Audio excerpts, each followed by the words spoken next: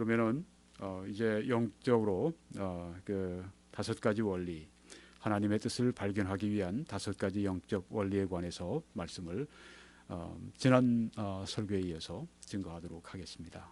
온유한 마음, 열린 마음, 하나님께 정말 우리 자신이 부드러운 마음, 하나님의 부르심에 우리가 쉽게 응답할 수 있는 마음, 어려움이 있고 힘든 일이 있어도 하나님께 예스할 수 있는 그런 마음, 온유한 마음, 하나님의 온유한 사람들을 정의로 인도하신다고 말씀하시고 온유한 자들을 가르치신다고 말씀하셨습니다.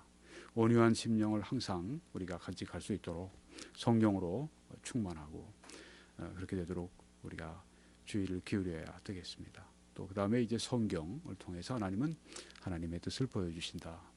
아까는 우리가 성령 충만에 관해서 하나님의 뜻을 우리가 공부를 했습니다. 이제 우리가 나머지 3가지를 공부하려고 합니다. 성령, 또 평강, 고난, 이 3가지 중요 단어입니다. 성령에 관해서 우리가 공부를 합니다. 무릇 하나님의 영으로 인도함을 받는 사람은 곧 하나님의 아들이라. 네, 하나님의 아들은 누굽니까? 하나님의 영으로 인도함을 받는 사람들이다 라고 말씀을 했습니다. 인도함을 받는다고 하는 것은 하나님의 뜻을 우리가 발견하고 그 뜻을 따라 살아올 수 있다고 하는 것을 말씀하는 것입니다. 또 이 말씀, 그러하나 진리의 성령이 오시면 그가 너희를 모든 진리 가운데로 인도하시리니 그가 자의로 말하지 않고 오직 듣는 것을 말하시며 장래일을 너희에게 알리시리라. 이건 종종 우리 사도들에게 예수님께서 이 말씀을 기록할 수 있도록 그렇게 진리 가운데 인도하신다로 우리가 이해하고 해석을 합니다.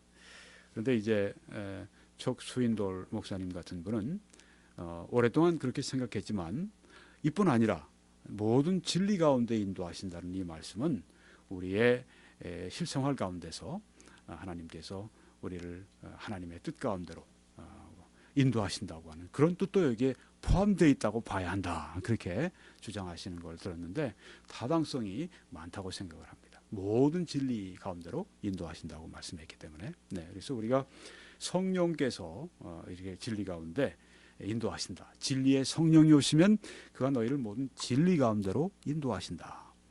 하나님의 뜻을 우리가 어떻게 발견할 수 있는가? 그것은 진리의 성령을 통해서 그분의 인도함을 통해서 우리가 발견할 수 있다고 하는 것입니다. 그래서 온유한 마음으로 성경을 우리가 열심히 공부하면서 성령의 충만함을 받아서 우리가 살아가면은 성령의 인도를 받을 수 있다 하는 것입니다. 이 조건, 성령의 인도를 따라 살지 못하는 때가 우리에게도 종종 있었고 또 많은 사람들이 성령의 인도를 몰라 방황하고 있습니다. 그런데 이 조건이 우리들에게 먼저 있어야 되겠습니다. 온유한 마음이 있어야 됩니다. 하나님은 온유한 마음을 지도하신다고 했습니다. 하나님 앞에 네 할 수 있는 사무엘처럼 네 하고 나갈 수 있는 그런 마음. 또 성경을 열심히 읽고 공부하는 것입니다. 거기에 우리의 정성을 쏟는 것입니다. 우리의 시간을 투자하는 것입니다. 우리의 돈을 투자하는 것입니다. 거기에 우리의 삶의 중요한 부분을 거기에 우리가 바쳐야 합니다. 왜? 하나님의 뜻을 알고 방향을 잘 알고 나가야 하기 때문입니다. 또 우리가 성령의 충만함을 받아 살 때 성령에 충만하면 성령에 민감하게 되죠. 성령과 교통하게 되죠. 성령의 영향력 가운데 있게 되죠. 그러니까 우리가 성령의 인도를 민감하게 잘 받을 수 있다고 하는 말씀입니다. 성령의 충만한 그것도 굉장히 중요한 조건입니다. 우리가 성경에 보게 되면 성령의 인도를 받았던 사람들의 예를 통해 배울 수가 있습니다. 그 중에 한 분이 집사님이었고 또 훌륭한 초대교회 전도자였던 빌립에 관한 말입니다. 여기 성경 보니까 일어나서 가서 보니 빌립이 일어나서 가서 보니 에디오피아 사람 곧 에디오피아 여왕 간다게의 모든 국고를 맡은 관리인 내시가 예배하러 예루살렘에 왔다가 돌아가는데 국고를 맡았다 그러는 거 보니까 내무장관쯤 될까요? 뭐 중앙은행의 총재쯤 될까요? 굉장히 높은 고위직에 있는 그런 사람이었습니다. 그가 지금 예루살렘에 왔던 이유는 무엇입니까? 예배하러 왔다고 했습니다. 정치하러 온 것이 아니라 외교하러 온 것이 아니라 예배를 드리러 왔다. 에디오피아에서 이렇게 하나님은 사람을 부르십니다. 에디오피아의 기독교가 초대교회 이후에 굉장히 강했었죠. 여기에 그 하나님의 주권적인 섭리를 볼 수 있는데, 에티오피아에서 사람이 왔습니다. 예루살렘까지 왔습니다. 예배를 하기 위해 왔습니다. 이 사람의 문제는 무엇이었습니까? 아직 구원을 받지 못했어요. 여호와 하나님에 대해서 저가 마음속에 사모하는 마음이 있었지만 하나님의 그 존재, 구원하시는 하나님의 은혜를 그는 모르고 지금 돌아가는 길이었습니다. 그런데 이때 수레를 타고 가는데 무엇을 읽고 있었습니까? 선지자 이사야의 글을 읽더라. 이사야 선지자가 쓴 글을 읽고 있었습니다. 아마 이사야 53장이었는지 모르죠. 거기에 예수 그리스도에 대한 장이니까요. 네. 성령이 빌립도로 이르시되, 성령께서 빌립도로 인도하시는 겁니다. 이 수레로 가까이 나가라 하시거늘. 네. 참 지금 그 말씀은 가지고 있어요. 이사야서를 보고 있습니다. 네. 그러면서 구원을 찾고 있습니다. 근데 지금 예루살렘에서 지도를 받지 못하고 다시 그 자기 고향으로 돌아가고 있습니다. 네. 이때 성령께서 빌립을 보내신 겁니다. 빌립은 이전에 어디 있었습니까? 사마리아 성에서 큰 부흥회를 인도하고 있었습니다. 수많은 사마리아 사람들이 그 구원받게 되고 거기에 많은 이적이 나타나고 큰 역사를 일으키고 있던 그때 갑자기 성령께서 광야로 가라고 말씀하신 것입니다. 왜요? 이 사람 만나게 하시기 위해서, 한 사람의 영혼을 구원하시기 위해서 이렇게 하시는 성령의 역사를 보시기 바랍니다. 이처럼 성령의 인도를 받고 성령의 충만함을 받을 때 우리도 하나님이 딱 준비하신 그 사람에게 그때에 맞춰서 하나님이 바로 우리가 복음을 전할 수 있는 장소로 우리를 보내시게 된다고 하는 것을 여기서 보게 됩니다. 성령께서 구원하시는 일에 주체가 되신다고 하는 거죠. 우리는 성령으로 충만받고 성령으로 인도를 받는 것이 우리에게 필요한 일입니다. 이 수레로 가까이 나가나 하시거늘. 네.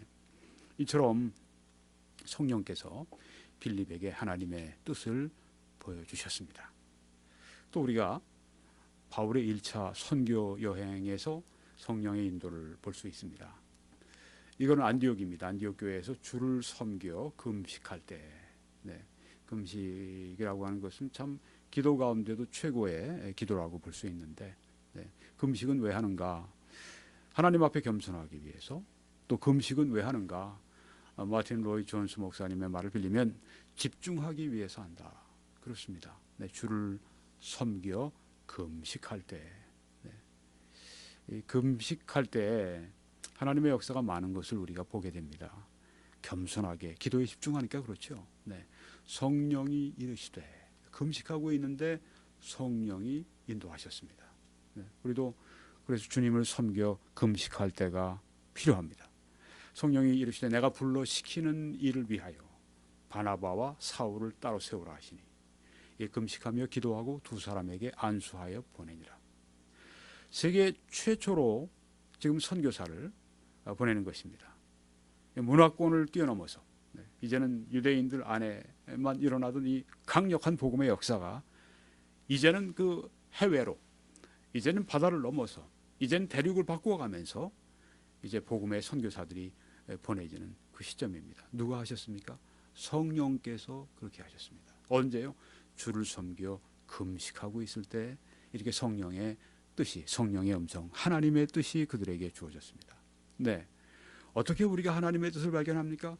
여기 지금 선교사라고 하는 이 정말 중차대한 이 사역, 그리고 매우 위험한 이 일을 위해서 이 뜻을, 하나님의 뜻을 발견하는데 성령의 인도가 있었습니다. 여러분, 이 바나바와 사울, 특별히 이 사울, 나중에 바울로 이름이 바뀌죠. 바울이 이 그 선교 여행 중에 경험했던 걸 보십시오. 얼마나 많은 목숨의 위협이 있었습니까? 네, 3번이나 파선했죠. 태장으로 맞는데 40에 하나 가만, 40 맞으면 죽으니까, 네, 39대 맞은 것 몇 번 맞았죠. 네, 이런 위험한 길이었습니다. 성령께서 저들을 하나님의 뜻 가운데 인도해 주셨습니다. 어떻게 하나님의 뜻을 발견하는가? 성령이십니다. 두 사람이 성령의 보내심을 받아 실루기아에 내려가 거기서 배 타고 구브로에 가서 살라미에 이르러 하나님의 말씀을 유대인의 여러 회당에서 전할세. 아멘. 네. 성령의 보내심을 받았다. 즉 성령께서 하나님의 뜻을 우리에게 인도하시고 또 주장하신다고 하는 것입니다. 그럼 바울은 2차 선교 여행에서도 인도를 받습니다. 근데 좀 달라요. 1차와는. 1차는 성령이 저들을 부르셔서 따로 세우게 하시고 성령이 저들을 보내셔서 그들이 복음을 증거하는 1차 선교 여행을 했습니다만 2차 선교 여행은 좀 시작이 달랐습니다. 여기 성경에 보니까 며칠 후에 바울이 바나바더로 말하되 우리가 주의 말씀을 전한 각 성으로 다시 가서 형제들이 어떠한가 방문하자 하고, 여기서는 좀 사도 바울의 개인적인 뜻이었습니다. 그걸 바나바에게 말한 것입니다. 여기 뭐 성령이 지시했다는 말씀이 없습니다. 성령이 인도하셨다는 말씀이 없습니다. 성령이 보내셨다는 말씀이 없습니다. 여긴 바울이 바나바에게 말했다고 하는 그것으로 여기에 좀 족합니다. 우리가 1차 선교 여행 때 각성에서 그 말씀을 증거했는데 주로 이제 지금 터키의 동남쪽을 말합니다. 거기에서 1차 선교 여행을 우리가 했는데 다시 거기 가서 우리 형제들이 어떤지 좀 가서 방문하자. 이런 의사를 표한 것입니다. 여기에 그러면 사도 바울은 인간적인 그 생각으로 했을까요? 그렇지는 않았을 것입니다. 뭔가 기도하는 중에 필요를 느꼈을 것입니다. 성령의 인도가 없이 이 일을 했다고 우리가 속단하는 것은 옳지 않다고 생각이 됩니다. 분명히 성령의 인도하심이 이 바울에게 있었기 때문에 이런 얘기를 했을 것입니다. 그런데 여기 분명하게 성령의 그러한 직접적인 지시를 여기 말씀을 하고 있지는 않습니다. 그래서 그 다음에 이제 수리기아와 길리기아로, 여기는 어디냐면 수리아는 그 시리아입니다. 네, 지금의 그 시리아. 길리기아는 어디냐 하면은 다소가 있는 그 지역, 즉 터키의 남쪽 선교했던 1차 선교했던 그 지역입니다. 동남쪽. 네, 거기를 다니면서 교회들을 견고하게 하니라. 지금 성령의 역사로 보냄받았다는 말씀은 없지만 이 교회들을 견고하게 누가 합니까? 성령이 하시죠. 성령의 인도함이 있습니다. 그런데 직접적으로 이렇게 인도했다고 하는 그런 그 1차 선교 여행과 같은 그런 뉘앙스, 그런 의미의 말씀은 여기 없습니다. 네. 근데 이제 그 계속 진행하다가 동쪽으로 서쪽으로 계속 터키의 서쪽으로 진행하는데 성령이 아시아는 어디죠? 터키의 서쪽입니다. 거기는 도시들이 제일 많습니다. 거기는 이 제일 많은 인구가 몰려 있는 곳입니다. 그리고 거기는 아직까지 사도 바울이 복음을 전하지 않았던 지역입니다. 1차 선교 여행에서 거긴 가지 않았던 지역입니다. 그러니까 당연히 1차 선교 여행의 그 지역에서 형제들을 돌아보고 난 다음에 그 다음에 이제 그쪽으로 가려고 마음 먹은 것은 뭐 논리적인 선택입니다. 아시아에서. 그런데 말씀을 전하기 위해서 가는데 성령이, 여기 성령이라는 말씀이 드디어 등장하네요. 직접적으로 말씀을 전하지 못하게 하시거늘, 성령께서 여기에서 그 하나님의 뜻을 말씀하십니다. 아시아에서는 말씀을 전하지 말라는 하나님의 뜻이 여기에 전해진 것입니다. 자, 성령의 직접적인 지시가 여기 등장하는 걸 볼 수 있습니다. 그 전까지 이 시리아와 또 이 길리기아 지방을 다니면서 이렇게 복음을 전하고 했을 때 그때도 역시 성령의 인도가 그들에게 확실히 있었습니다만은 여기에도 직접적인 그 뜻이 나타납니다. 아시아에서는 말씀을 전하지 말라. 네. 그래서 어떻게 했습니까? 서쪽으로 못 가니까 그러면 북쪽으로 올라가는 것이 그 다음에 자연스럽게 방향이 잡히는 거죠. 그들이 부르기아 갈라디아 땅으로 다녀가 무시아 앞에 이르러 비두니아로 터키의 맨 북쪽으로 가고자 애쓰되 굉장히 노력을 했던 겁니다. 네, 거기에 뭐 어려움이 좀 있었는지 애썼다고 했습니다. 네, 어려움을 극복하고 이 지역에 꼭 복음을 전해야 되겠다고는 사명감을 가지고 이제 아시아에는 복음을 전하지 못하니까 나머지 가능한 지역으로 여기가 열린 문인가 하고 그쪽으로 향했을 때 다시 예수의 영이 허락하지 않으셨습니다. 다시 클로즈 해버리셨습니다. 어떻게 해요? 성령께서, 예수의 영은 성령의 다른 호칭입니다. 네, 예수의 영이 성령이 허락하지 않으셨다. 성령께서 하나님의 뜻을 보여주신 것을 여기에 우리들에게 말씀하고 있습니다. 그러니까 북쪽이 또 막히니까 어떻게 됐죠? 또 서쪽으로 진행할 수밖에, 북서쪽으로 진행을 계속했습니다. 그리고 나서 이제 드로아에 이르고 난 다음에 거기에 환상을 보게 되죠. 네, 그리고 환상에서 마게도니아 사람이 와서 우리를 도와달라고 그렇게 호소합니다. 그걸 보고 하나님께서 마게도니아로, 그러니까 지금의 유럽으로 그들의 선교 방향을 정하신 것을 그렇게 저들이 깨닫고 그리로 향해서 가는 것을 보게 됩니다. 성령께서 우리에게 깨닫게 하십니다. 여기 지금 우리가 인도를 받는 모습을 보세요. 이분들은 방황하던 분들이 아니었습니다. 이분들은 육신에 빠져서 자기 멋대로 살아가던 사람들이 아니었습니다. 저들이 생명을 바치면서 복음을 전하는 선교사들이었습니다. 성령으로 충만했고 성령의 인도를 받고 있었고 하나님의 말씀을 저들이 부지런히 연구하면서 증거하면서 저들이 온순하고 온유한 마음으로 하나님을 향하면서 성령의 인도를 받기에 적합한 그런 사람들로서 지금 생활하고 있었습니다. 그때 성령이 이렇게 적극적으로 그들을 인도하시는 것을 볼 수 있습니다. 하나님의 뜻을 우리가 어떻게 발견하는가? 성령의 음성이 들려올 때. 바울이 예루살렘으로 이제 마지막으로 가실 때 귀한 길에 성령의 인도를 우리가 보게 되는 것입니다. 여러 날 머물러 있더니 이제는 예루살렘으로 가는 그 마지막 백기를 놓고 이제 터키의 한 곳에 머물러 있는데 아가보라 하는 한 선지자가, 이분은 예언의 은사를 받은 분입니다. 유대로부터 내려와서 우리에게 와서 바울의 띠를 가져다가 자기 수족을 잡아매고 말하기를, 바울의 허리띠를 끌어내서 그것을 가지고 자기의 손과 발을 이렇게 잡아매면서 말하기를, 성령이 말씀하시되 예루살렘에서 유대인들이 이같이 이띠 임자를, 즉 바울을 결박하여 이방인의 손에 넘겨주리라 하거늘. 네, 예언의 말씀이 맞았습니까? 거짓 예언자였습니까? 참 예언자였습니까? 참 예언의 은사를 받은 분이었습니다. 실제로 그랬습니다. 유대인들이 사도 바울을 붙잡아서 결국은 어떻게 됐습니까? 뭐 이방인의 손에 그들이 넘겨준 건 아니지만 결과는 그렇게 되어졌습니다. 이방인들이 와서 사도 바울을 죽이려고 그러니까 유대인들이 이제 천부장이 자기의 그 군인들을 동원해서, 천부장이니까 1000명의 이 군사를 동원할 수 있는 그런 그 높은 그 지위에 있는 장교입니다. 그러니까 그때 소동이 얼마나 컸든지 바울이 그냥 놔두면 맞아 죽을 뻔했는데 뭐 1000명을 다 휘하에 그렇게 풀었는지 몰라도 하여튼 많은 수의 군사를 동원해서 바울을 거기에서 보호하는 것을 보게 됩니다. 그것도 하나님의 섭리입니다. 그런데 여기에 와서 이렇게 아가보가 예언을 합니다. 우리가 그 말을 듣고 어떻게 했는가? 그곳 사람들과 더불어 바울과 함께했던 사람들이 바울에게 예루살렘으로 올라가지 마십시오, 그렇게 권했습니다. 그러니까 바울이 대답하기를, 여러분이 어찌해서 우로 내 마음을 상하게 하느냐? 나는 주 예수의 이름을 위하여 결박당할 뿐 아니라 예루살렘에서 죽을 것도 각오하였노라. 이렇게 그의 결심을 말합니다. 어떤 사람들은 이렇게 얘기합니다. 뭐 아주 이 성경적인 권위가 있는 분들입니다만은 저는 그건 옳지 않다고 생각을 합니다. 여기 사도 바울은 성령께서 분명히 가면 결박당하리라고 그렇게 말씀하셨는데도 불구하고 무시하고 자기 뜻대로 갔기 때문에 그렇게 붙잡혔고 매맞았고 죽을 뻔했고, 그 다음에 가이사랴에서 2년 동안 그가 아무 일도 못하고 선교도 못하고 거기에 그냥 그렇게 방치된 상태에 있었다, 그렇게 얘기하는데 저는 그 해석을 그렇게 좋아하지 않습니다.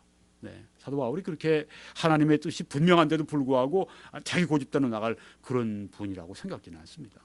네, 뭐 어떤 순교주의에 아주 열광하는 그런 상황이 돼서 여기에서 뭐 성령께서 가지 말라고 분명히 경고하신데도 불구하고 갔다고 생각하지는 않고요. 그렇지만 아가보의 예언은 맞았습니다. 성령께서 분명히 보여주신 것입니다. 가면 어떤 일을 당할 것이라고 보여주셨습니다. 그렇지만 사도 바울의 마음속에 성령이 주신 확신은 이것이라고 생각합니다. 나는 주 예수의 이름을 위해 결박을 당하는 것뿐 아니라, 믿었던 거예요. 야고보가 말하는 게 맞다. 나는 결박을 당할 것이다. 결박을 당한 것뿐 아니라 예루살렘에서 죽을 것도 각오했다. 바울의 마음속에 주시는 성령의 소원과 성령의 확신은 예루살렘에서 내가 죽으리라, 내가 복음을 전하기 위해 여기서 죽으리라 각오를 가게 하신 것입니다. 여기서 성령의 인도를 거절했다는 것이 아니라, 거역했다 하는 것이 아니라 성령의 인도를 받고 갔습니다. 어떤 인도까지 받았냐면 거기에 가면 결박까지 당할 수 있다. 네, 바울의 여기 말씀 보면 아마 죽음까지도 당할 수 있다고 사도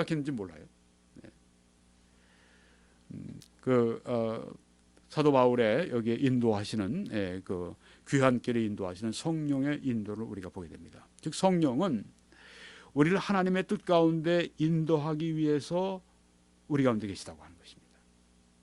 그러니까 우리가 성령의 인도를 받기 위해서 얼마나 우리가 성령과 친해야 되겠는가, 성령으로 충만해야 되겠는가. 우리가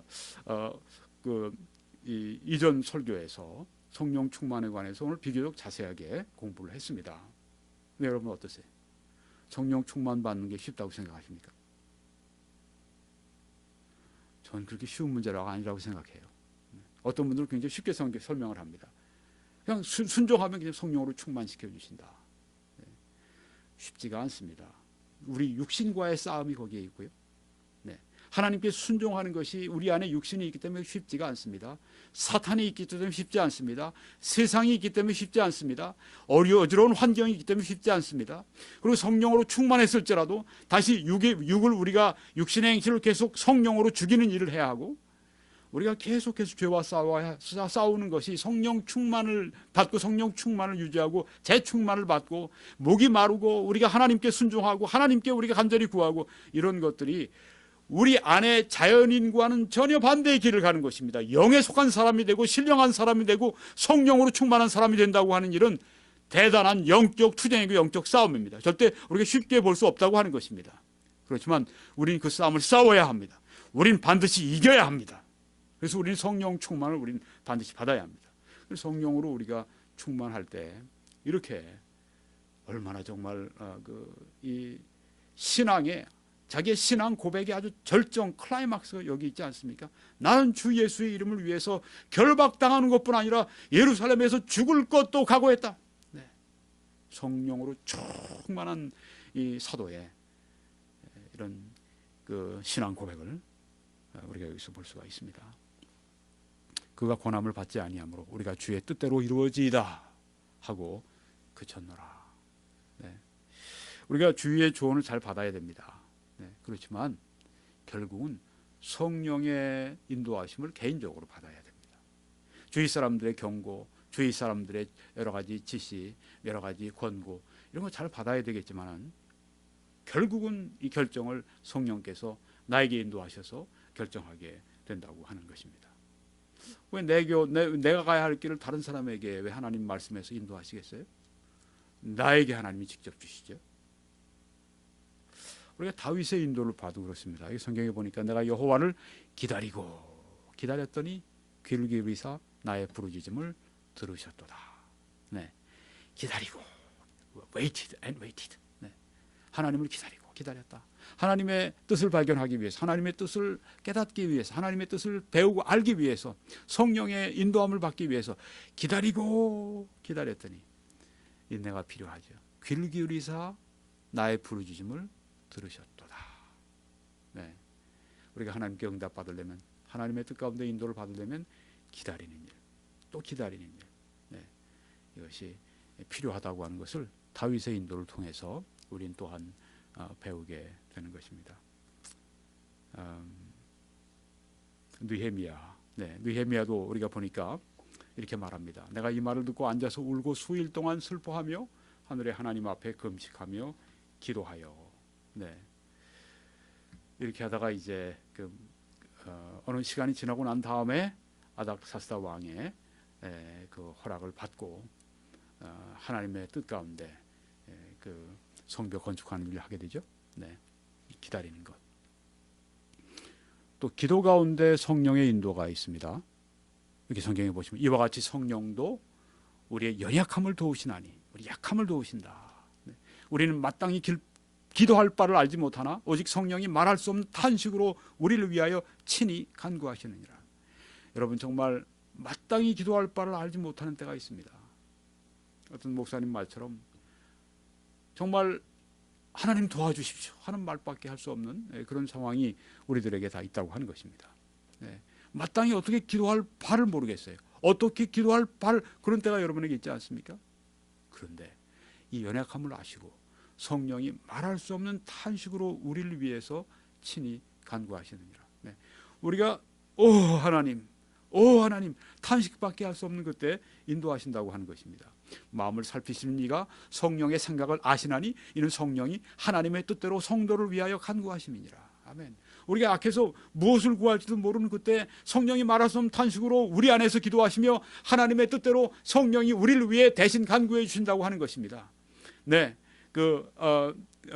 제임스 보이스 그 목사님의 이 해석처럼 여기 제3위 성령 하나님께서, 성부 하나님께서, 이 성령 하나님께서 기도하시는 것을 하나님이 어찌 아니 들으시겠습니까?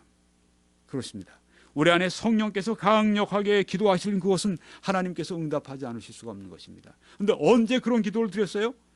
우리 연약하여서 무엇을 구할지도 모르는 그런 연약함 가운데 있을 때, 그냥 탄식만 하고 있는 그때, 무엇을 구할지도 모르는 그때 성령께서 기도 가운데 하나님의 뜻대로 기도해 주신다. 그러니까 우리는 아무 기도할 수 없는 그런 상황 가운데도 기도해야 된다고 하는 것입니다. 탄식만 할 수밖에 없는데도 기도해야 된다고 하는 것입니다. 왜냐하면 그때 성령께서 우리를 하나님의 뜻 가운데 인도해 주신다고 말씀했기 때문입니다. 자, 그러면 5가지 영적인 원리, 하나님의 뜻을 발견하는 영적인 원리 가운데 첫째는 온유한 마음, 두 번째는 성경을 공부하는 것, 세 번째는 성령, 여기까지 우리가 공부했고요. 이제는 평강에 관한 공부입니다. 그리스도의 평강이 너희 마음을 주장하게 하라. 너희는 평강을 위하여 한 몸으로 부르심을 받았나니 너희는 또한 감사하는 자가 되라. 그리스도의 평강이 너희 마음을 주장하게 하라 하는 말씀입니다. 하나님의 평강, 그리스도의 평강이, 평화가 너희 마음을 주장하게 하라. 여기 주장하게 한다는 이 말씀은 무슨 뜻이냐 하면은 심판이 되게 하라. To be an umpire. 심판이 되게 하라. 그런 뜻입니다. 결정하게 하라. 이렇게 운동 경기를 할 때 심판들이 하는 일이 무엇입니까? 잘잘못을 가리는 것입니다. 그리고 이쪽이 파울했으면 이쪽에 골을 넣을 수 있는 권한을 주고, 골이 들어간지 안 들어간지도 심판이 결정하는 것입니다. 심판이 거기에서 결정자가 되는 것입니다. 바로 이 뜻입니다. 그리스도의 평강이 심판자가 되게 하라. 그리스도의 평강이 결정하는 그 요인이 되게 하라 하는 말씀입니다. 중요한 결정을 앞에 놓으면 이런 질문을 반드시 해야 합니다. 이 일에 관해서 평강이 있습니까? 이제 어떤 목사님은 성도님들이 와서 질문을 하신답니다. 그러면 그 일에 대해서 그리스도의 평강이 있으십니까? 그렇게 꼭 물어보신대요. 그러면 아직은 평안이 없는데요. 그럼 이렇게 답을 하신답니다. 아직 마음에 이렇게 물결이 철렁철렁 치고 있네요. 그럼 아직까지 목표에 도달하지 못한 것입니다. 아주 지혜로운 그런 조언이라고 생각합니다. 하나님의 평강이, 그리스도의 평강이 내가 결정을 하는데 있는가 없는가. 불안하면 하지 마세요. 중요한 결정 앞에 마음이 불안하면 하지 마세요. 평안할 때 하십시오. 평안할 때까지 기다려야 합니다. 이것은 모든 영적인 지도자들의 한결 같은 조언입니다. 중요한 결정이 앞에 있는데 이거 하면서 불안하면 하지 말라. 기다리라 하는 것입니다. 언제까지? 그리스도의 평강이 주장할 때까지. 그리스도의 평강이 주장하는 그 일을 결정하라. 또 한 가지, 부부가 공통되게 결정해야 되는 일이 있습니다. 함께 결정해야 되는, 같은 관심사고, 공통의 관심사고 함께 또 연관되는 문제예요. 어떻게 해야 되는가? 함께 결정하라. 어떻게? 평강 가운데 결정하라. 그리스도의 평강이 너희 마음을 주장하게 하라. 말씀하지 않습니까? 베드로전서 3장 7절 보니까 남편들아 이와 같이 지식을 따라 너희 아내와 동거하고 그를 더 연약한 그릇이요 또 생명의 은혜를 함께 이어받을 자로 알아 귀히 여기라. 이는 너희 기도가 막히지 아니하게 하려 함이라.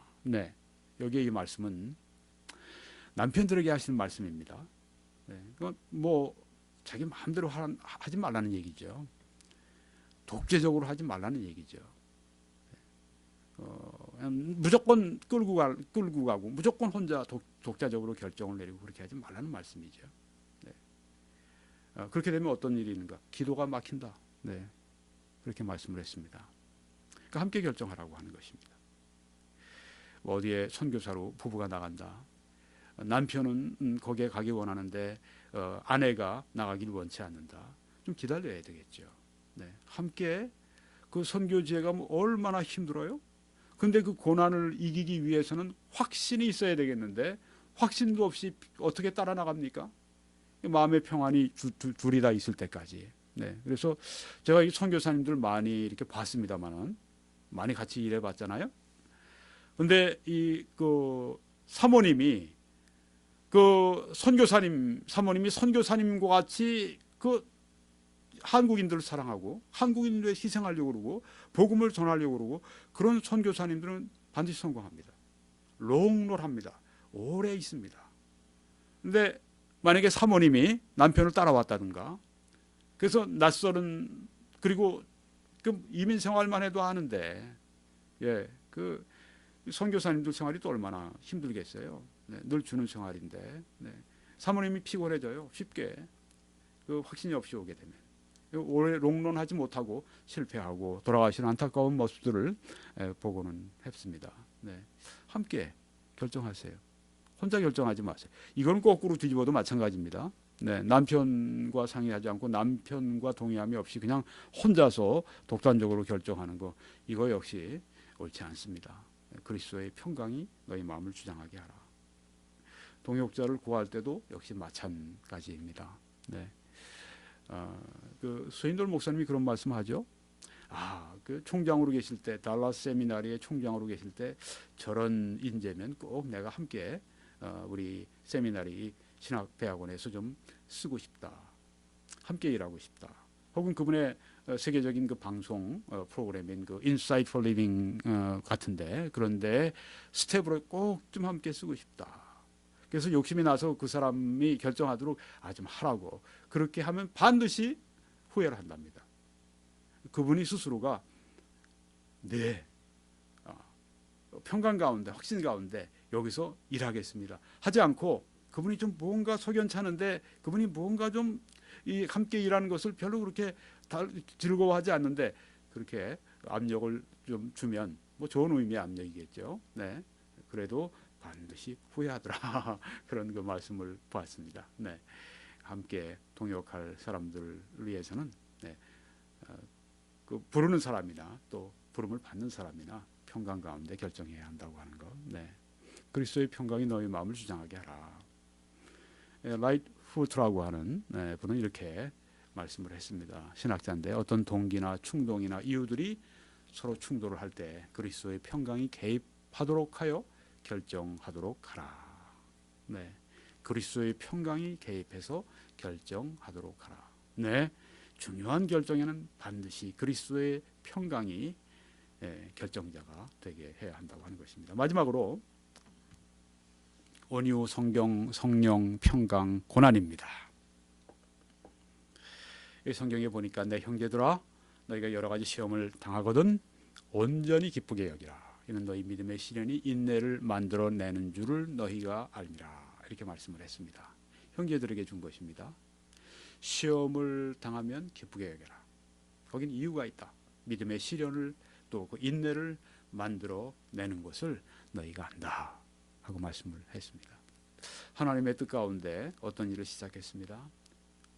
그런데 여기에서 큰 고난을 경험합니다. 풍랑을 경험합니다. 일이 안 됩니다. 어렵습니다. 손해를 입습니다. 실패합니다. 네. 그러면 이거 잘못된 것입니까? 내가 하나님의 뜻 가운데 있지 않습니까? 아닙니다. 그때가 하나님의 뜻 가운데 가장 중심부에 있을 수 있다고 하는 것입니다. 바울이 유럽 선교의 첫 방문지에서 겪은 문제를 여러분 한번 보십시오. 여기 지금 유럽 선교의 첫 방문지 빌립보의 그 사진을 여러분이 지금 보고 계십니다. 네, 현재 빌립보 사도 바울이 유럽 선교에서 처음 가셔서 빌립보에서 선교했을 때 여기에서 선교하신 것입니다. 이런 말씀이 있습니다. 무리가 일찍 일어나 고발하니 누굴? 바울 고발했습니다. 신라를 고발했습니다. 왜요? 귀신 들린 여자아이 거기서 귀신을 내쫓아 주었습니다. 그럼 다들 기뻐해야 되는 일인데 오히려 고발을 했습니다. 상관들이 옷을 찢어 벗기고 매로 치라 하여 많이 친 후에 많이 얻어맞은 겁니다. 하나님의 뜻 가운데 마게도니아인의 환상을 보고 그들이 처음으로 유럽 첫 발을 디디고 복음을 전한 첫 번째 성이었습니다. 열심히 복음을 전했습니다.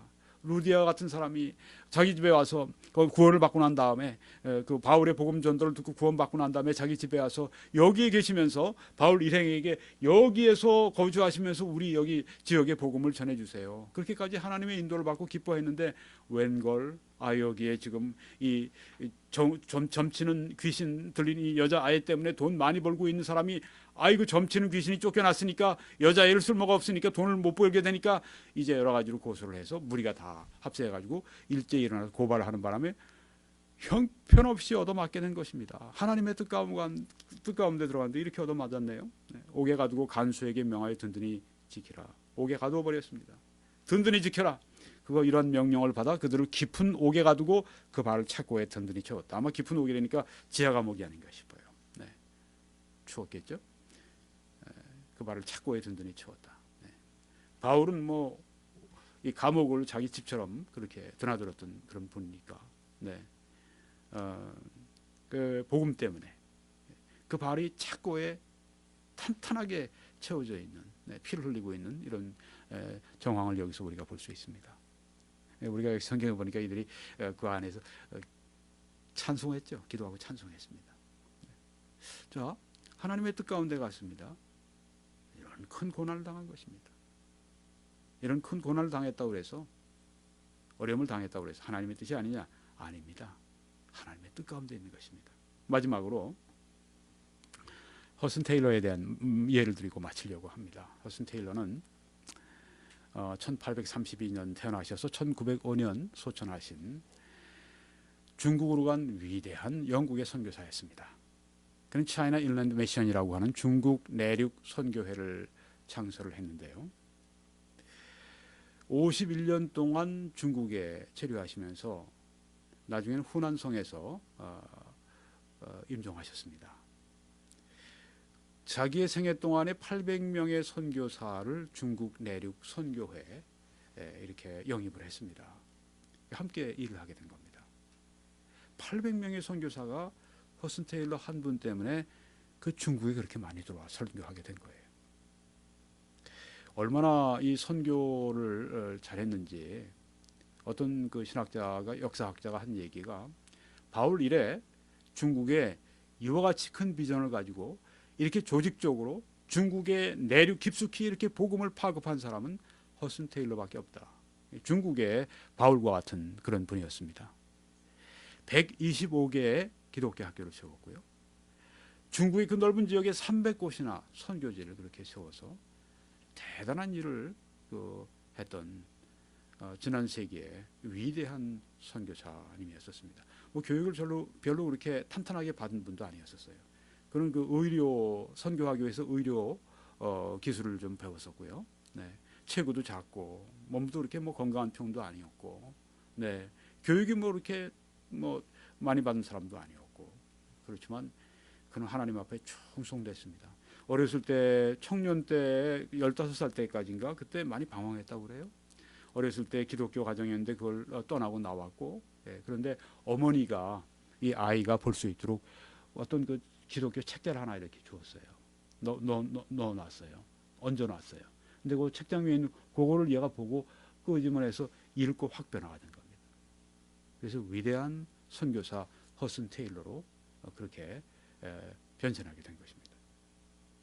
허슨 테일러는 나중에 이제 그 중국 내륙 선교회가 더 국제적으로 확대가 됐습니다. 그래서 Overseas Mission Fellowship, 이 OMF로 지금도 동양 선교회로 크게 지금 일을 하고 있습니다. 근데 허슨 테일러가 처음으로 중국을 방문했을 때, 그때 영국 런던에서 배를 타고 중국 상하이까지 가는 그 배길이 5개월이나 걸렸답니다. 근데 인도네시아의 한 섬을 지나면서 뭐 죽을 뻔한 위기를 거기서 경험한 거예요. 하나님의 뜻 가운데서 그 위대한 앞으로 선교에 그런 그 업적을 남길 이분이 갔던 그 길이 처음 초행 그 뱃길이 죽음의 길이었었습니다. 겨우 살아서 상하이에 도착했는데 상하이에 보니까 거기 중국의 내전이 한참 진행 중이어서 거기서 굉장히 어려움 가운데서 처음 초기 선교를 시작하게 됐는데, 이제 한 2년 동안에 18번의 선교 여행을 다니는 동안에 중국인들로부터 아주 푸대접받고 아주 중국인들이 배척하고 그랬답니다. 그래서 그분이 그 다음에 한 일이 뭐냐면 중국인처럼 변발하고 중국인과 같은 옷을 입고 그러면서 이제 복음을 전했대요. 그러니까 그때야 중국인들이 받아주더랍니다. 중국인들이 굉장히 의심이 많다네요. 네. 근데 이제 검정색 여기 지금 보시는 것처럼 이런 그 망토를 이렇게 입고 다니고 그러니까 블랙 데블이라는 이름을 별명이 붙었대요. 네, 검은색의 마귀다. 네. 네, 그렇게 그 하나님의 뜻 가운데 갔지만 가는 길에 죽을 뻔했고 백길에 도착했을 때 내전 상황 때문에 극심한 고통을 겪어야 됐고 복음을 전하면서 그렇게 푸대접을 받고 어려움을 당했고 그 다음에는 그 의료 선교니까 의료 선교도 있었으니까 의료 여러 가지 기구들 여러 가지 약들을 다 이렇게 그 어떤 창고에 있는데 그게 불이 나서 다 또 파타버리고 그 다음에 또 그 자기 어떤 지역에서 자기 가지고 있던 모든 걸 다 도난당하고 그리고 선교사 일행이 다 죽임을 당할 뻔하기도 하고 하나님의 뜻 가운데 있으면서도 이런 그 체험들을 했던 것입니다. 왜요? 이 말씀 내 형제들아 너희가 여러 가지 시험을 당하거든 온전히 기쁘게 여기라. 이는 너희 믿음의 시련이 인내를 만들어내는 줄을 너희가 알미라. 네. 하나님이 어떻게 만들어 가실지를 모릅니다. 하나님이 귀히 쓰시고 크게 쓰시고 그래서 하나님께 더욱 의지하게 만드시기 위해서 얼마나 더 큰 환난과 얼마나 더 큰 어려움과 얼마나 더 큰 낮춤과 얼마나 더 큰 깨어짐과 얼마나 더 큰 고통과 얼마나 더 큰 하나님을 향한 신뢰를 할 수밖에 없는 절박한 상황으로 하나님께서 몰아가시는지 모른다고 하는 것입니다.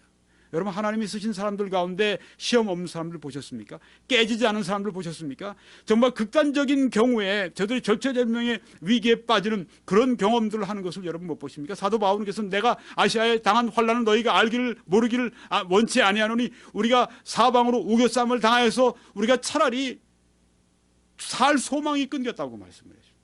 왜요? 사도 바울은 이는 우리로 하여금 살아계신 하나님만 의지하게 하려고 그렇게 하셨다. 말씀했습니다. 네, 자 오늘 말씀을 마칩니다. 하나님의 뜻을 발견하기 위한 5가지 영적인 원리. 첫째, 온유한 마음, 하나님께 온순한 마음, 하나님께 예스하는 마음. 네, 그래서 부르시면 네 하고 언제든지 응답할 수 있는 마음. 어려운 일에도 내게 내 독자 이삭을 바치라고 하는 그 아브라함의 그 순종처럼 네, 그 다음날 아침 새벽에 일찍이 길을 떠나는 것과 같은 그런 온유한 마음. 그리고 하나님의 말씀, 하나님의 뜻이 기록되어 있는 이 귀한 말씀, 너무너무 성경을 사랑해서 오늘 하루 종일 읊조렸다고 하는, 다윗이 읊조렸다고 하는 이 하나님의 이 말씀, 이 성경 말씀을 우리가 그냥 가지고만 있는 것이 아니라 그냥 이 있는 정도가 아니라 이 하나님의 말씀을 깊이 사랑하고 우리가 공부하고 여기에 투자하고 여기에 시간을 내고 여기에 정성을 기울이고 밤에 또한 새벽에 우리가 낮에 이 하나님의 말씀을 가지고 공부를 하는, 주제를 가지고 공부를 할 수도 있고 인물을 가지고도 공부를 할 수 있고 책을 가지고도 공부를 할 수 있고 전체 책을 전체적으로 볼 수도 있고 여러 가지 방법으로 우리가 성경을 공부하는 것, 성경에 대해서 열심을 가지는 것, 우리가 이것이 필요하다고 하는 것입니다. 그리고 또한 성령의 충만함 가운데 우리가 있을 때 성령의 인도를 우리가 받게 됩니다. 그리고 하나님의 결정은, 하나님의 뜻은 우리가 평강 가운데 결정하기를 원하십니다. 그리스도의 평강이 너희 마음을 주장하게 하라. 마지막으로 우리가 하나님의 뜻 가운데 어떤 결정을 하고 그 길을 갈지라도 정말 예기치 않은 시련과 고난과 어려움이 다가올 때 이거 하나님의 뜻이 아니라고 보지 말라고 하는 것이죠. 왜요? 그런 시험을 만나게 되면 온전히 기쁘게 여겨라. 이는 너희 믿음의 시련이 인내를 만들어내는 줄을 너희가 알미라 하고 말씀을 했기 때문입니다. 네, 그래서 오늘 우리가 이제 이 말씀으로 하나님의 뜻을 발견하기 위한 5가지 영적 원리 마치겠습니다. 아버지 하나님 감사합니다.